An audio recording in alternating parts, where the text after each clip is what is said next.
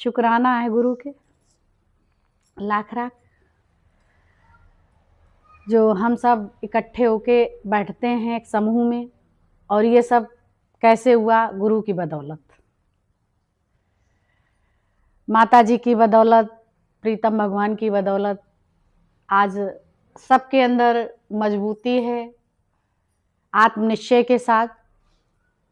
नहीं तो हमेशा शरीरों में अटके रहते थे, देहाभिमान, देह से हटके तो उड़ना है, और देह में उड़ान है नहीं।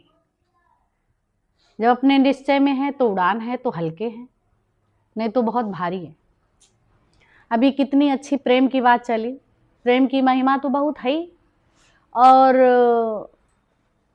प्रेम का मतलब भीतर बाहर नहीं है, ये भी याद रखो। साथ में हर चीज समझते जाओ, प्रेम ऑलरेडी है ही है। प्रेम कौन है? निराकार शक्ति, उसको प्रेम करते हैं। अगर शरीरों को हम प्रेम करते हैं, इसको समझना बड़े अच्छे से, तो हम शरीर रख लेते, उसको जलाने नहीं जाते, है ना? तो शरीरों से प्रीत नहीं है, वो प्रेम हो ही नहीं सकता। प्रेम जगत का सार, और कुछ सार नहीं, मन कर ले प्रभु जी से प्यार, और कुछ प्यार नहीं। प्रेम भी सूंघ सूंघ के नहीं होता, उसे कहते हैं स्वार्थी, मतलबी। मतलब से मोहब्बत, मतलब खत्म हुआ, मोहब्बत खत्म। उसे मोहब्बत नहीं कही जाती, कहने में आती है, लेकिन वो है नहीं, वो इच्छा से है।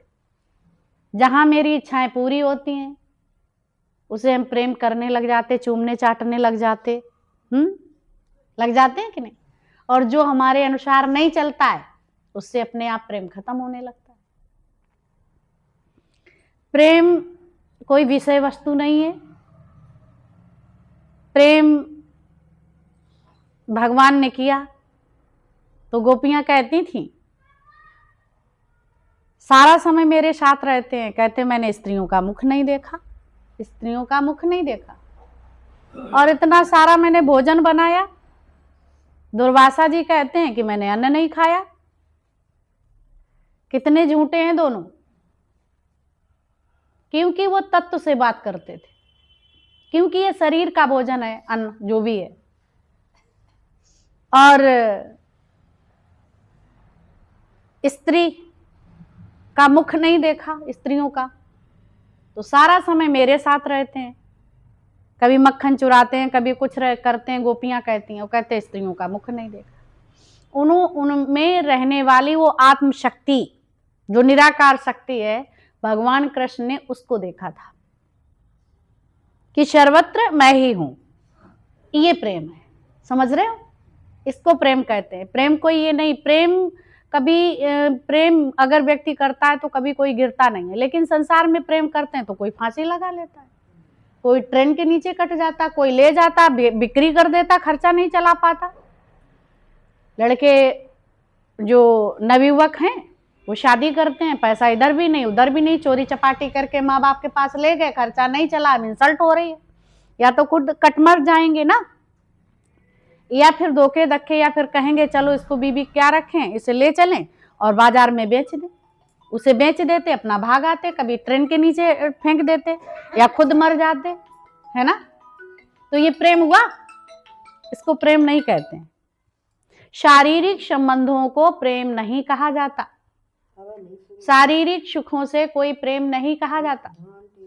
ये बात आप सबने जानी होगी, आज जानी? उसे प्रेम नहीं कहा जाता। वो प्रेम स्वार्थ से है। पत्नी तुम्हारे काम में आती है, तुम्हारी सेवा ससुखा देखभाल घर परिवार देखते, तो इसलिए प्रेम करते। अगर वो नहीं करे तो धक्के मार के निकाल देंगे, है ना? ऐसे ही पति अगर उसे कुछ देता लेता है तो पत्नी बहुत प्यार करती है, उसकी सारी इच्छाएं, उसकी सब चीजें पूर्ति करता है तो देती है सहयोग।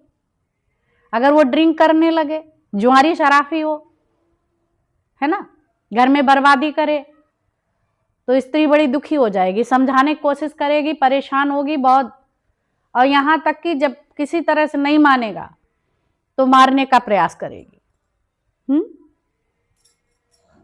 प्रयास करेगी, कोशिश करेगी, इसलिए कि ये बदल जाए।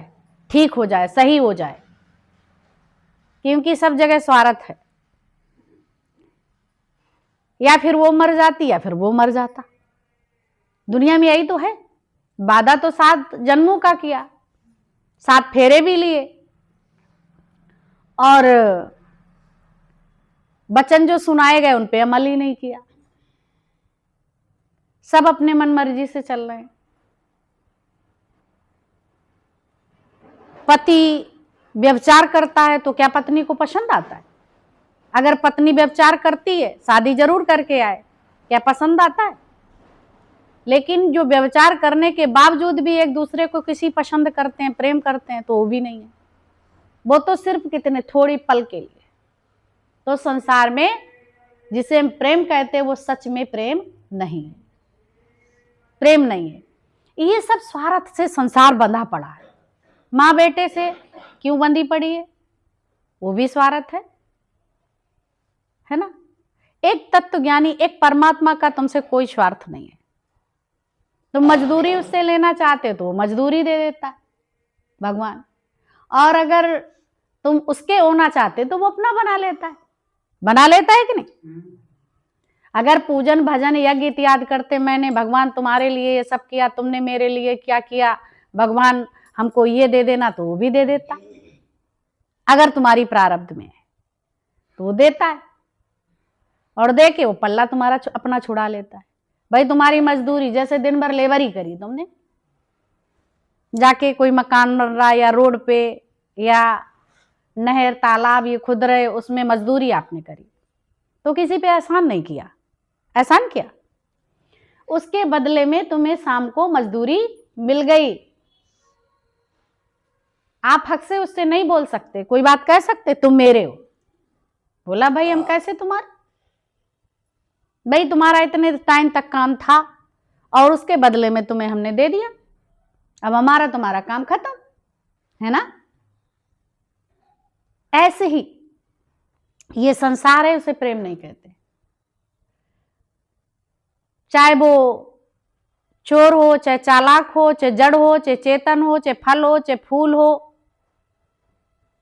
कोई भी वनस्पतियां हैं, नहर हैं, नाले हैं, जो भी हैं, तो सारी प्रकृति से प्रेम करना ही प्रेम है। भले ही वो तुमसे बात नहीं करते हैं, लेकिन तुम जानते हैं इस प्रकृति में मेरा प्रभु समाया पड़ा है। समझ रहे हो? हर जगह वो व्यापक रूप से है।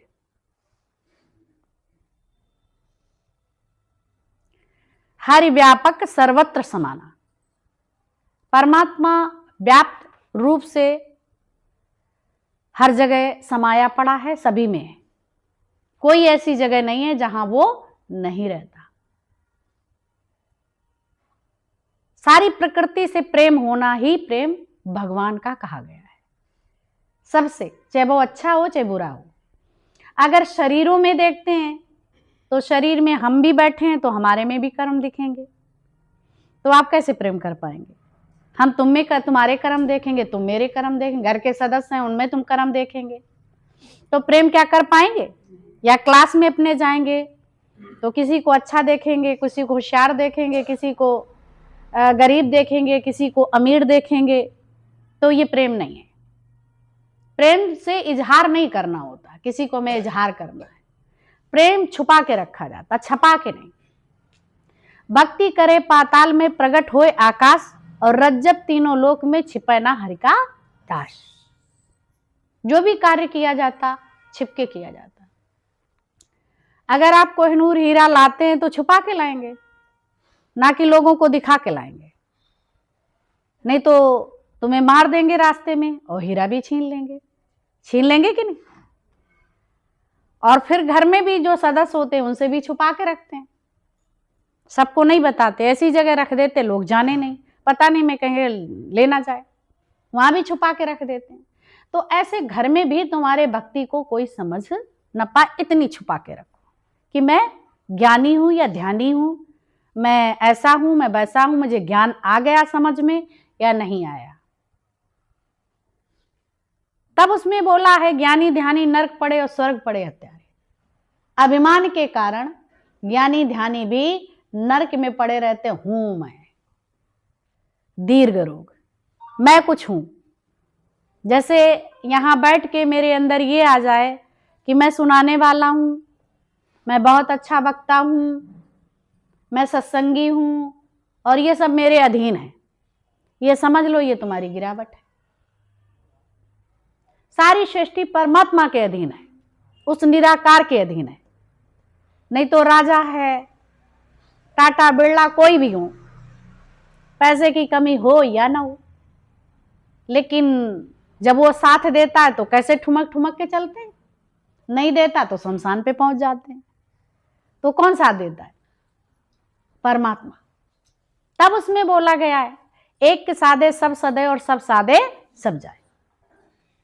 जो तुम्हारे घर में सदस्य दिख रहे हैं, जिनको तुम भूल चुके हैं, वो निराकार शक्ति की वजह से ये चल फिर रहे हैं, चुरपुर है इस सृष्टि में। तुम भूल जाते हैं, देखो मैं कितनी सुंदर गृहिणी हूं, कुशल, तो सबकी सवाल करती हूं अच्छी तरह से। मैं कितना अच्छा आदमी हूं, अपने परिवार को बड़े कायदे से मैंने चलाया है, मुझे कमाने की बुद्धि है। अगर ये बुद्धि तो उसको भी दी थी जो रोड पे घूम रहा, बुद्धि तुम्हें भी दी है, लेकिन बुद्धि का तुम्हारा प्रयोग कहां है बताओ? बुद्धि का प्रयोग कहां है? मन बुद्धि चलाने वाला कभी भी सदमार्ग पे नहीं चल सकता, वो कभी सच्चाई के रास्ते पे नहीं चल सकता। मन जब तुम्हारा ये अमन हो जाता है, तृप्त हो जाता है, तब ये बुद्धि बुद्धत्व को प्राप्त होती है। बुद्ध जी का नाम क्यों पड़ा? सिद्धार्थ। बचपन का नाम उनका सिद्धार्थ है, लेकिन जब वो बैठे भगवत प्राप्ति के लिए, भगवान को जानने के लिए, वो संत की खुशी देख के लिए, चमक के लिए, तब उन्होंने तप किया। जब इसके बाद सुखा दिया, तब उन्होंने जाना कि शरीर को सुखाने के बाद भी कुछ नहीं मिला। भगवान कहाँ रहता है? भगवान की खोज में निकल पड़े। तो बुद्ध जी का दृष्टांत सभी लोगों ने सुना है, फिर एक बार बताया जा रहा है कि बचपन पे जब सिद्धार्थ जब पैदा हुए, नाम तो बाद के रखा गया नामकरण, जब पैदा हुआ, भाई राजा का बेटा था, तो राजा नहीं चाहेगा कि मेरा बेटा संत बने, अकेला पुत्र था। जबकि संत को सारी सृष्टि झुकती है, लेकिन संसार में मूढ़ता कितनी है? संत अपनी संतान को नहीं बनने देगा। मीरा के भजन सब गाते हैं, लेकिन अपनी कोई बेटी या बहू को मीरा बनने के लिए तैयार बनाने के लिए है नहीं है। क्यों?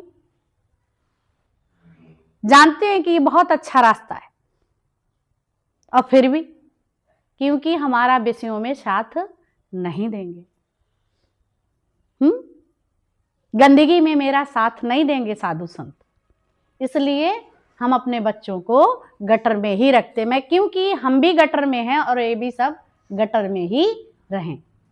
पर उन संतों के लिए कहाँ जाते हैं? मथुरा भी जाते हैं, काशी भी जाते हैं, सब जाते हैं, वृंदावन जाते हैं, अभी रामचंद्र जी अयोध्या है वहां जाते हैं।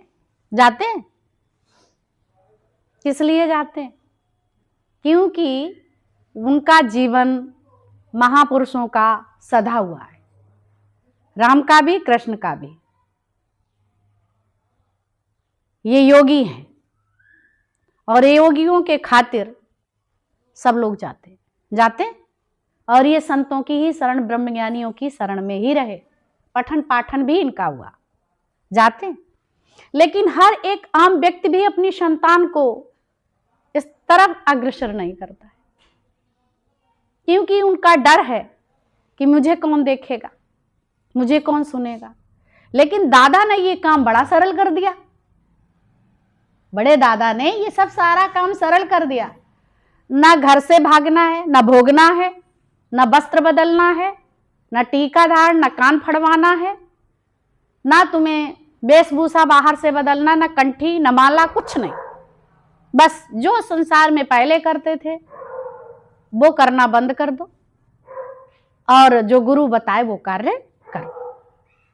तो वही कार्य भगवान कृष्ण ने किया जो हम सबको दादा ने सिखाया, वही भगवान रामचंद्र ने किया। किसका? बड़ों की मर्यादा। मर्यादा पुरुषोत्तम राम कहे गए, उन्होंने मर्यादा की स्थापना की और कृष्ण ने मर्यादा उल्लंघन करी।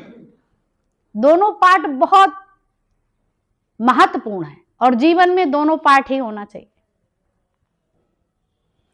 बोला मर्यादा, ये शरीर है हमारा, मर्यादित रहे, मर्यादा में चले, वो पाठ रामचंद्र जी ने सिखाया। और निराकार के लिए कोई मर्यादा नहीं है ना, इसलिए यहां मर्यादा का उल्लंघन है, मतलब देहाभिमान से ऊपर उठना, अलग हटना।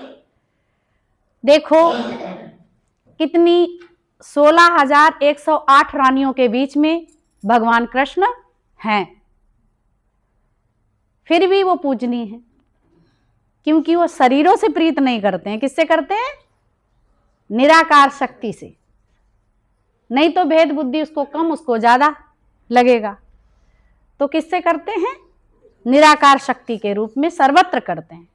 तो सबको लगता है कि कृष्ण मुझको प्यार करते, हर गोपी को ये लगता है कि मुझे प्यार करते।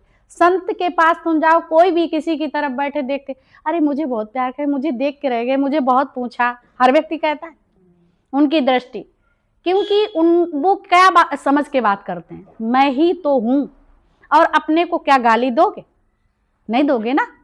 अपने को प्यार करते हैं, पूछते हैं, सवालते हैं, मोहब्बत करते हैं। अब यहां अपने अंदर वाली शक्ति को, अब ये धारण देह की, ये पंच महाभूतों का पिंजड़ा है, ये रथ है, ये भगवान 5 देवताओं के द्वारा चित जल पावक गगन समीरा, इससे ये तैयार किया है। तो इसकी भी कदर है, इसको नहलाना है, धुलाना है, टाइम टू टाइम इसको देना है। और जैसे गाड़ी चलाए प्रभु उसकी मर्जी, जिये हिलाई तिये बहवा और जिये ढलाई तिये बहवा। तो उन्होंने मर्यादा उल्लंघन का पाठ पढ़ाया। इतना बड़ा युद्ध किया क्योंकि वो राजा थे और अर्जुन भी राजा थे। उन्होंने युद्ध किया तो वो जेल में नहीं डाले गए, लेकिन तुम सब युद्ध करेंगे तो जेल चले जाएंगे कि नहीं? तो इसलिए वो पाठ इस तरह से आपको नहीं सीखना, अरे उन्होंने भी तो अपने ऐसे किया था तो भाई भाई में इस तरह से युद्ध करें, नहीं। यहां अर्जुन की कोई इच्छा नहीं है युद्ध लड़ने की, मोह से ग्रस्त है, लड़ना नहीं चाहता,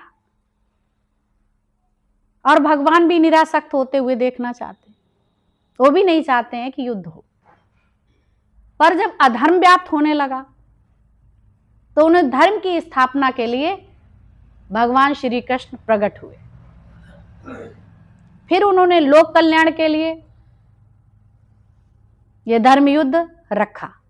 पहले तो कहा शांति प्रस्ताव, शांति दूत बन के भगवान स्वयं गए, किनके पास?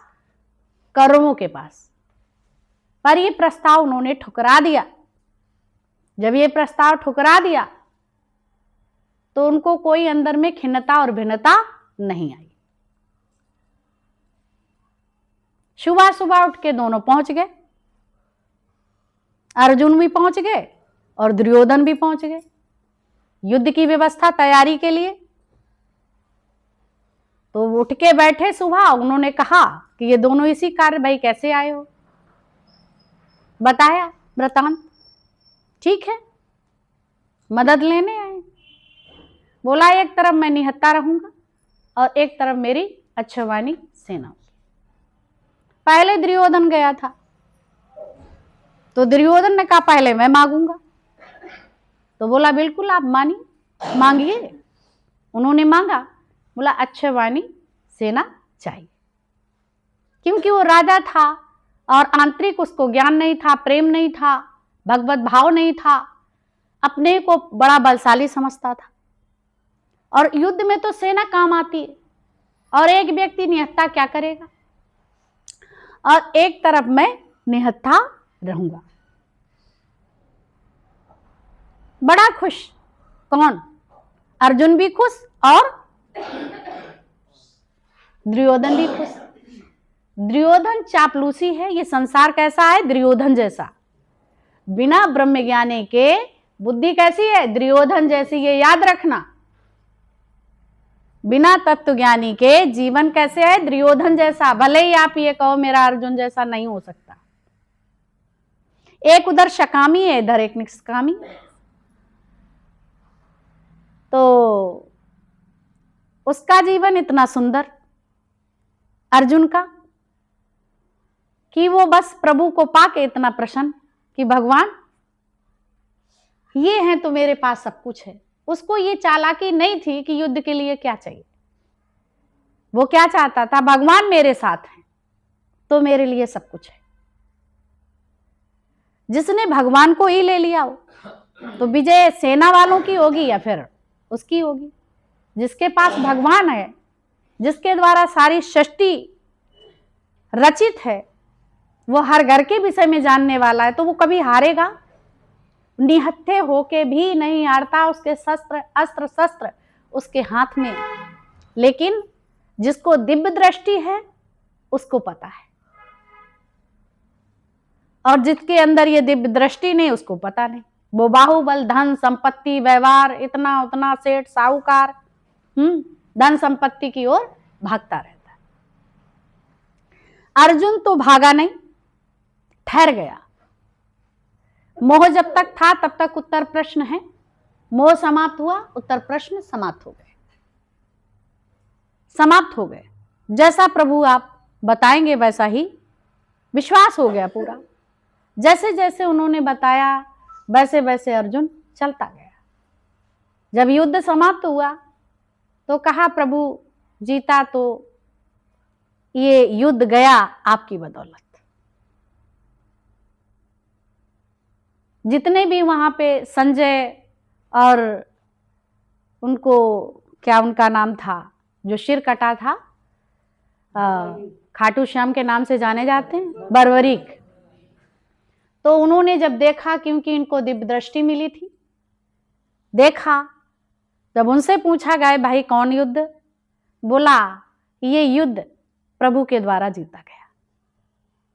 क्योंकि जितनी भी जो बात अर्जुन को बताई जाती थी, जैसे जैसे भगवान कृष्ण ने इशारा किया वैसे वैसे उन्होंने अर्जुन ने किया और युद्ध में उनकी जय हुई, पराजय नहीं। सब सेना मारी गई, 100 जो कौरव थे वो भी समाप्त हो गए। क्या बचा? सत्य, धर्म की स्थापना हो गई। इसे धर्म युद्ध कहा गया। कोई उन्होंने दो राय नहीं करी। अब इनको इतना होने के बावजूद में कोई जेल नहीं डाल सकता। जेल में डाल सकता? कोई नहीं डाल सकता, क्योंकि वो राजाओं का समय था। तुम अंदर से, जो अंदर में तुम्हारे कौरव पांडव हैं उनको तुम देखो। जो आसुरी संपदा है, जो कौरव हैं, उल्टा सीधा तुम्हें चलाते हैं, विचार हैं, तो उनको धीरे धीरे तुम परास्त कर दो और विजय प्राप्त, धर्म युद्ध यानी धर्म की तुम्हारे हृदय में स्थापना हो जाए। और वो किसके? गुरु कौन है? कृष्ण का स्वरूप है। तत्वज्ञानी, आप परमेश्वर, तत्वज्ञानी को खोजें महेश्वर। तत्वज्ञानी जो होता है स्वयं परमात्मा का स्वरूप होता है। वो हम सबके कल्याण के लिए धरती पे अवतरित होता है, उद्धार के लिए। ये हम सबका अहोभाग है। तब क्योंकि महेश्वर किसको बोला? सृष्टि के संहारक कौन है? शिव, है ना। तो उनको शंकर जी को बोला महेश्वर। तो उनको जो है ये बात आई कि उनको भी परमात्मा, वही तो चोट खाई पार्वती, बात नहीं मानी। अरे मेरे प्रभु सबसे बड़े हैं, और वो उनको प्रणाम करें। बोला ये कैसे? ये तो घूम रहे हैं इधर उधर।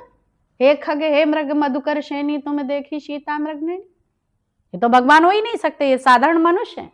तो ब्रह्मज्ञानी साधारण स्वरूप में ही होता है, उसे कोई जान नहीं सकते। जो उसके साथ रहेगा वही उसको समझ सकता है। वो उनको नमन, यानी शिव भी वही थे, राम भी वही थे, और ब्रह्मा विष्णु महेश सब वही हैं। आदि शक्ति, गणेश, जो भी तुम्हें दिख रही हैं आकृतियां, ये भगवान ही बना है। ये पंच महाभूतों का साथ है, और इस रूप में भी वही परमात्मा है। अग्नि के रूप में, है ना, चित जल पावक गगन समीरा, इसके रूप में वही परमात्मा विद्यमान है सर्वत्र। उसी का ये पिंजड़ा उन्होंने ही बनाया, और उसमें वो घर बना के वो खुद प्रवेश हो गया। अब हम सब ये संकेत बने हैं, मंदिर, मंदिर माना ये मंदिर और वो मंदिर, तो उस मंदिर में एक मूर्ति की स्थापना कर दी गई। हम सब वहां जाते हैं, मत्था टेकते हैं, ये समझते हैं मंदिर में है भगवान। एक देवालय बना लिया घर में, उसमें है भगवान, यानी हम अलग अलग उसको भगवान को खोजने लगे, ढूंढने लगे। भगवान कहीं वृंदावन में, कहीं अयोध्या में है, कहीं काशी में है। तो ये जो है भ्रांति हमारे अंदर फैल गई। अलग अलग हमारे देवता हैं, हमारे ये देव हैं, मैं उनको पूछता, मैं उनको पूछता, वो बड़े वो बड़े वो बड़े। लेकिन ब्रह्मज्ञानी कहता है सर्वत्र मैं हूं, कोई बड़ा छोटा नहीं है, मैं ही हूं। शंकर मैं ही हूं, गणेश मैं ही हूं, पार्वती मैं ही हूं, दुर्गा मैं ही हूं। भगवान ने दो रूप धारण किए, स्त्री और पुरुष, एडम ईव, ये रूप दो धारण किए, और इससे सृष्टि की उत्पत्ति हुई। प्रकृति और पुरुष, जो प्रकृति और पुरुष है, प्रकृति देखो धरती में कितनी उर्वरा शक्ति है, और बीज डालते हो धरती में तो फलीभूत हो जाता है। तो स्त्री ये प्रकृति है, पुरुष तत्व ये परमात्मा। बीज पड़ता है तो एक 9 महीने का बालक पैदा हो जाता है। ये भगवान ने जो मशीनें बनाई हैं तो अपने जैसी बनाते हैं, और मनुष्य मशीनें बनाता है तो कभी तो वो जरूर बना लिए, क्या आपने भगवान जैसा बना लिया? अब ये फैक्ट्री बनाई है, अपने जैसा उनका निकलता है। एक बच्चा ये बैठा है, एक बच्चा और तैयार हो जाएगा। ऐसे ही धरती में जमीन खोदते हैं कोई चीज तो गड्ढा हो जाता है, लेकिन माँ के पास 10 बच्चे होते हैं लेकिन पेट में गड्ढा नहीं होता है। होता है गड्ढा? 10 बच्चों को जन्म देती है लेकिन गड्ढा नहीं होता। तो भगवान की जो प्रकृति पूर्ण है, लेकिन मनुष्य की बनाई हुई जो कृति है वो पूर्ण नहीं, लेकिन उसमें इतनी पावर दी है, अगर वो बीज रखता है तो फलीभूत अपने जैसा होता। भगवान ने कोई दो हाथी नहीं करी, अपने जैसा मनुष्य बनाया। भगवान कृष्ण हम सब जैसे थे, लेकिन उनकी कलाएं विद्याएं थी, यथार्थ में परिणित हो गई तो भगवान कहलाए। तुम सब भी यथार्थ में परिणित हो जाओ, तुम भगवान हो। यानी अपने अंदर शुद्धिकरण, भगवान तुम ही हो, कोई दूसरा नहीं। मान न मान, तू है भगवान। लेकिन भगवान कब? जब निम्रता है, सहन शक्ति है, सबका कल्याण है, तब तुम भगवान हो। सोच रहे अपने लड़का बिटिया के लिए हम बन गए भगवान, ऐसा नहीं। त्याग, वो बाहर का त्याग नहीं, अंदर का त्याग। उन्होंने गृहस्थ में रह के सब लीलाओं का वर्णन किया। ऐसे ही तुम चाहे सर्विस करो, चाहे पढ़ाई करो, चाहे लिखाई करो, लेकिन सत्य के साथ परमात्मा को हमेशा हाजिर जानो। वो अलग नहीं है। रब नहीं बसदा दूर अखियां खुल जरा, है नेड़े नहीं दूर अखियां खुल जरा।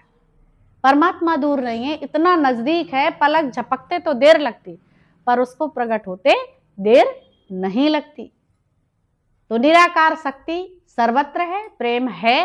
प्रेम का मतलब है कि किसी को पकड़ के गले न लगाना, ये चूमा चाटी न करना, ये प्रेम नहीं कहा जाता। उसको नहीं कहा जा सकता। प्रेम एक शक्ति है जिसके प्रति हम सबको प्रेम होता है, इसीलिए एक दूसरे से अटैचमेंट है, मुर्दे से नहीं।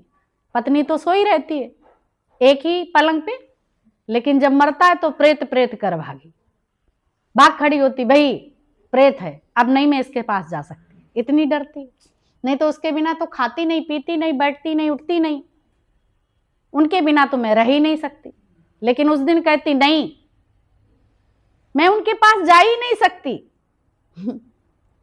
अकेले रात्रि में हो तो वो जाएगी नहीं, प्रेत प्रेत करवागी, भूत है, अब मैं नहीं जाऊंगी, मर गया। किसको कहते? प्यार किससे करते हैं? शक्ति से ही करते हैं। कोई किसी से प्यार नहीं करता, उस अपितु निराकार शक्ति से करते हैं, लेकिन हम सबको पता नहीं होता। तब उसमें बोला को काहू को नाही प्रीतम जान ले मनवाए। प्रीतम किसके लिए? परमात्मा के लिए तुमको संबोधित किया है। भगवान वो शक्ति है। को काहू को ना, इस संसार में कोई किसी का नहीं है। अर्जुन को भी यही बात बताई। बोला अर्जुन ना तू उसका है ना वो तेरा है। उधर उसने भी कह दिया, क्या नाम था? अभिमन्यु। बोला कई बार तुम मेरे बाप हुए, कई बार हम तुम्हारे बाप बने, है ना। मोह था बहुत अर्जुन को अपने बेटे के प्रति। भगवान ने कहा नहीं मानता, चल ले चले। उन्होंने अपनी माया बिखेरी भगवान ने, और माया के द्वारा दिखाया। बड़ा खुश हो गया अर्जुन, वाह मेरा बेटा मिल गया पुनः। दौड़ के गोदी लेने चला अर्जुन। बोला नहीं नहीं, बोला तू मेरा बेटा है, तू अभिमन्यु है। बोला मैं ये कुछ नहीं हूं, कई बार तू मेरा बाप बना, कई बार हम तेरे बाप बने। तब ये को काहू को नाही प्रीतम जान ले मन माही। ये गुरु जन्माने का काम करता है, कोई किसी का नहीं। अब इसका मतलब ये नहीं है कि घर में जाके नफरत करो जाके। भगवान की शक्ति सब में है तो प्रीत होनी चाहिए भगवान उस शक्ति से। सर्वत्र परमात्मा है, सबको झुक के प्रणाम करो, प्यार करो, मोहब्बत करो, और प्रेम प्यार से रहो, स्वार्थ से नहीं रहो, निस्वार्थ रहो। किसी पे तंज नहीं कसो, झगड़े नहीं डालो, प्यार पूर्वक, है ना। और एक दूसरे को पाठ नहीं पढ़ाने लगो। तुमने यहाँ कितना सीखा वो वहां प्रकट करो। माँ बच्चों को बार बार शिक्षा देती है, ऐसे गुरु बार बार तो क्या शिक्षा देता है? अपने स्वरूप में आओ। ये ज्ञान हमको बताता है रास्ता। ऐसे माँ तुम्हें अपनी आंख देती है, बेटा वो बेलन उठा के लाओ। बेटा आज्ञाकारी दौड़ के जाता है माँ की बताई हुई जगह पे, वहां से बेलन उठा के माँ को दे देता है। तो घर में प्रथम गुरु कौन है? माँ। अगर माँ चोर है तो बच्चा चोर बनेगा। माँ अगर विदुषी है तो बच्चा संत बनेगा, है ना। तो माँ यहीं बैठ के विदुषी बन सकती है, बन सकती। ये कहो कि दुनिया में बैठ के दावत खा के छान के वहां बने, जगह जगह गलियों में पंचायत लगा के लोगों की बातचीत करके संसार की, ये समय बर्बाद करना है। समय की वैल्यू ना करना। घड़ी बंद हो गई है लेकिन समय निरंतर चलता। घड़ी बंद हो गई है लेकिन समय निरंतर चल रहा। तुम समझ रहे घड़ी बंद हो गई तो समय भी, ऐसा नहीं है। तुम भले सोए रहो तमोगुण में, कुछ ना कुछ उल्टा सीधा करते रहो, आलस्य किए रहो, लेकिन वो कार्य तो हो ही रहा, तुम्हारा समय निरर्थक जा रहा है। तो सार्थक कर लो मनुष्य जीवन। आखिरी श्वास भी तुम्हारी बर्बाद ना हो। दिन है किसके लिए? परमात्मा ने कर्म धर्म के लिए भरमाया है भगवान ने, और रात्रि विश्राम करने के लिए। तमोगुण अगर सही जगह प्रयोग करते हैं तो तुम्हें शक्ति मिलती है, अगर गलत जगह प्रयोग करते हैं तो तुम्हारा पतन हो जाता है।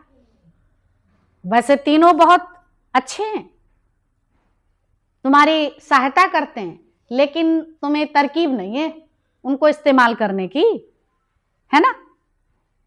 कब सोना कब जागना। दिन में सोए पड़े रहोगे तो क्या शरीर को दोगे, क्या लोगों को और सेवा में लगाओगे। आलस्य किए रहोगे। जब तुम्हें खेती में पानी देना है तब घर में सो रहे हो, और जब घर में तब खेत में। फसल जब चली गई तब वहां तुम गए, तो ये तुम्हारा क्या हो जाएगा? ये तमोगुण के कारण सब बर्बाद हो जाएगा। इसलिए जब स्टूडेंट लाइफ है तो वो अच्छे से मन लगा के काम करो। जब घर में है खेलने कूदने तब खेलो मन लगा के, और जब सत्संग बैठे तो वहां भी मन लगा के वो ज्ञान को 1 घंटे पढ़ने वाला बच्चा स्कूल में जब पढ़ाया जाता उसी समय सारा हिसाब अपना कंप्लीट कर लेता, खाली नहीं बैठता, बच्चों से दोस्तों से बात करता। कभी उसे होमवर्क दिया जाता या लर्न करने को खोल के रख लेता, उसी टाइम कर लेता, घर में रहता फ्री बिल्कुल है। थोड़ा सा उसे देखना हुआ, जो भी कोचिंग क्या या होम ट्यूशन का कार्य करना होता, फटाफट उसने ये वो फ्री रहता है, फ्री रहता है। जो कहता कर लेंगे फिर कर लेंगे, तो ना उसकी स्टूडेंट लाइफ अच्छी है, ना उसकी जो ग्रस्त में बैठेगा ऐसा व्यक्ति, तो उसकी कैसी लाइफ होगी, किसी काम की नहीं होगी। तो भगवान ने तो पढ़ाई भी अच्छे से करी और सब कुछ अच्छे से किया, तो वही सब कुछ छुड़वाता नहीं है, ना पढ़ाई ना लिखाई ना बिजनेस ना धंधा ना सर्विस ना तैयारी, और बदले में तुम्हें और गुणवान ये ज्ञान बना देता है। और ज्ञान सब ज्ञानड़ी ब्रह्म ज्ञान एक ज्ञान, मारे गोला तोप का मार किया